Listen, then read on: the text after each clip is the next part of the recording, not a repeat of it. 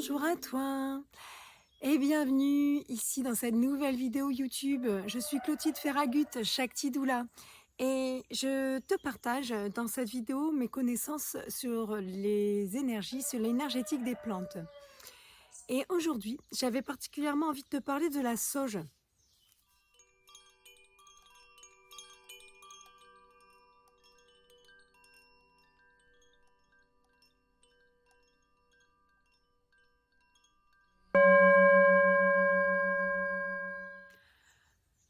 Alors la sauge, je vais t'en parler un petit peu et surtout j'ai envie de te dire pour commencer déjà cette vidéo, c'est que quand je te parle de la sauge au niveau énergétique, tu peux te connecter à n'importe quelle sauge.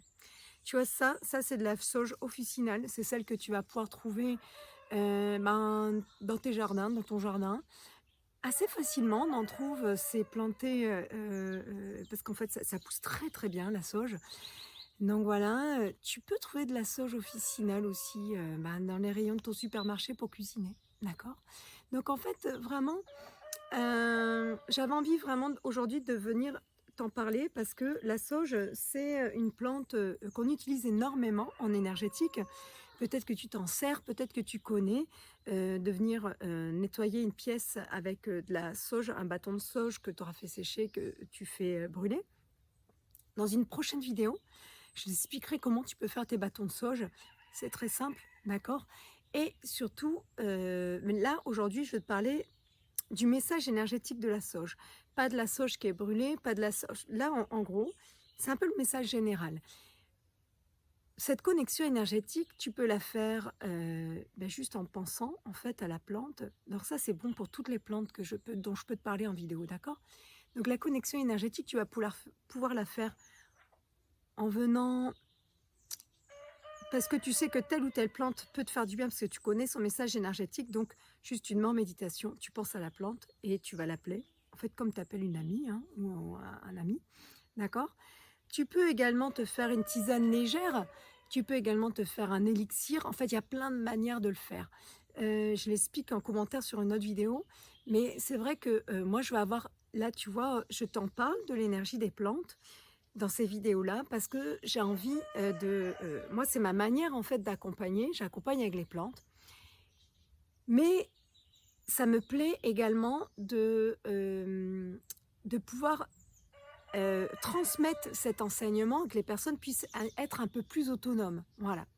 C'est vrai que si jamais on fait un soin ensemble, moi, si jamais on est par téléphone ou en présentiel, c'est pas tout à fait pareil, mais par exemple par téléphone.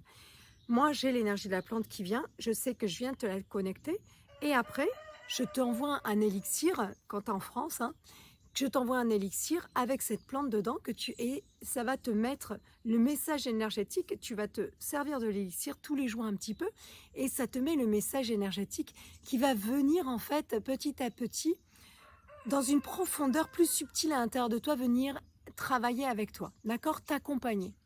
Donc c'est comme si, là tu vois, je te dis un petit peu comment je procède et comment toi également tu peux procéder, d'accord? Donc après, il y a un petit peu, parce que souvent on me demande comment on fait et tout. En fait, c'est un petit peu toi aussi, tes croyances, ce qui va te correspondre ou pas te correspondre. Si jamais je te dis, tiens, juste mets-toi en méditation et pense à la plante. Toi, là, pour toi, c'est un peu trop... c'est particulier, enfin, tu n'arrives pas, d'accord? C'est pas assez dans la matière. Eh ben, ne te force pas à ça, d'accord? Par contre, peut-être trouve des plantes et fais-toi une tisane légère et prends-la en tisane. Peut-être que ça va plus te correspondre, ce type de réception-là. Après, c'est vrai que par exemple, en soins en présentiel, je vais pouvoir faire des connexions avec des espaces sensoriels de senteurs. Je vais pouvoir faire des connexions avec les élixirs directement. Je peux faire des connexions avec un bain, avec une huile. Donc, c'est tellement... Après, c'est vraiment, moi, c'est ce qui m'appelle avec la personne, d'accord? Donc, là, je te parle un petit peu en général des plantes, parce que j'ai souvent ces questions-là. Et puis, c'est surtout que la sauge, c'est quand même une plante qui est très connue au niveau énergétique. On s'en sert énormément, par exemple, pour énormément de choses, pour nettoyer des maisons, pas mal de choses au niveau énergétique, spirituel. La sauge, c'est un peu symbolique. Voilà, il y a beaucoup en s'en servent. Donc c'est vrai que je tenais aussi à venir t'apporter ça dans cette vidéo parce que je pense que ça va être utile parce que ça permet également aussi d'ouvrir, d'accord? Moi, je te parle de la sauge, tu vois, officinale, ça peut être n'importe quelle sauge. Le message de la sauge, il est là, il est présent dans la plante, n'importe quelle espèce de plante que tu vas prendre, d'accord? Tu pourrais, si tu es attiré plutôt par de la sauge sclarée, de la sauge glutineuse, c'est ok, d'accord? Mais encore une fois, tu vois, je t'en parle aussi parce que la sauge qui est la plus connue pour les rituels, celle que tu vas trouver, tout ça en magasin, et pour spécifiquement faire de l'énergétique, c'est de la sauge blanche. Et la sauge blanche, tu sais, c'est une sauge qui pousse particulièrement en fait en Amérique latine et aux États-Unis aussi, tout ça, mais en fait, elle pousse pas chez nous. Et c'est vrai que moi, si tu regardes mes vidéos, je vais avoir tendance à te parler des plantes qui poussent là, ici, chez toi. Alors peut-être que tu es au Canada et tu vas me dire, mais du coup, je suis pas chez moi. Mais du coup, ce que je t'enseigne dans ces vidéos, viens chercher les messages des plantes que tu as à tes pieds. Ça, c'est important. Et vraiment, pour moi, c'est vraiment quelque chose que j'avais envie d'apporter dans cette vidéo-là parce que la sauge, oh, on s'en sert tellement de la sauge blanche, tout ça. Et c'est vrai que quand on va en Amérique latine, honnêtement, moi j'ai discuté avec des chamans là-bas et il y a un gros, il y a un gros business en fait sur la sauge, comme le Palo Santo, tout ça. Et réellement, en fait, tu as tout en toi pour faire les choses, mais tu as tout aussi à tes pieds également, d'accord? Ton macrocosme, ton microcosme est connecté au macrocosme extérieur direct à toi, d'accord? Sers-toi de ce que tu as à tes pieds, c'est simple, d'accord? La sauge, elle vient vraiment. Alors, c'est assez drôle parce que quand tu vas connaître le message de la sauge, elle a vraiment ce travail qui va être assez profond dans la matière. Et là, du coup, on va vraiment aller dans le message de la sauge. Mais en tout cas, voilà. Donc, ça, c'est vraiment une généralité, mais qui se ramène aussi beaucoup à la sauge par rapport à l'utilisation et comment, en fait, comment tu vas pouvoir t'en servir et quelle espèce enfin, te servir, en fait, de la plante. Voilà. Alors, le message de la sauge, en énergétique, en émotionnel, tu sais, la sauge, c'est une plante qui, au niveau physique, elle est, elle va être énormément, énormément bienvenue pour aider lors des fièvres, des choses comme ça. Mais c'est une plante qui est surtout connue. Moi, vous voyez, de la sauge, je vais pouvoir m'en servir pour désinfecter, pour si jamais il y a une infection ou autre, je mets de la sauge parce que vraiment, elle a un côté virucide, un côté antiseptique qui est vraiment très, très, très intéressant. La sauge, c'est une lamiacée. Toutes les lamiacées ont cette propriété-là. Elle a une propriété un peu particulière et qui en fait une plante qui peut être délicate à utiliser en phytothérapie et encore que, donc après, mais ça voilà, c'est moi, d'accord? C'est que la plante, c'est que la sauge, c'est une plante qui est très forte en œstrogène. L'œstrogène, c'est une plante, excusez-moi. L'œstrogène, c'est une hormone principalement féminine, d'accord, avec la progestérone, mais là, elle est œstrogénique. Alors, elle va être très, par exemple, au niveau, elle peut accompagner pour des cycles, des règles douloureuses. Elle peut accompagner pour aussi des difficultés au niveau de la ménopause. Ça va dépendre quels symptômes, d'accord? Donc, je ne vais pas développer ça là, ok? On est vraiment dans l'énergétique, mais par contre, je t'en parle un peu. Parce que cette plante, on va s'en servir également pour aider l'enfantement, pour aider un bébé à sortir de la yoni de sa maman. Et on va aussi s'en servir pour stopper un allaitement, d'accord? Si jamais on allaite son bébé ou qu'on ne veut pas allaiter tout simplement, qu'on a la montée de lait après avoir enfanté et qu'on veut stopper l'allaitement. C'est une plante qui peut être ultra efficace, vraiment au niveau physique et au niveau énergétique. C'est une merveille. Mais la sauge a une particularité assez spéciale. La sauge va venir.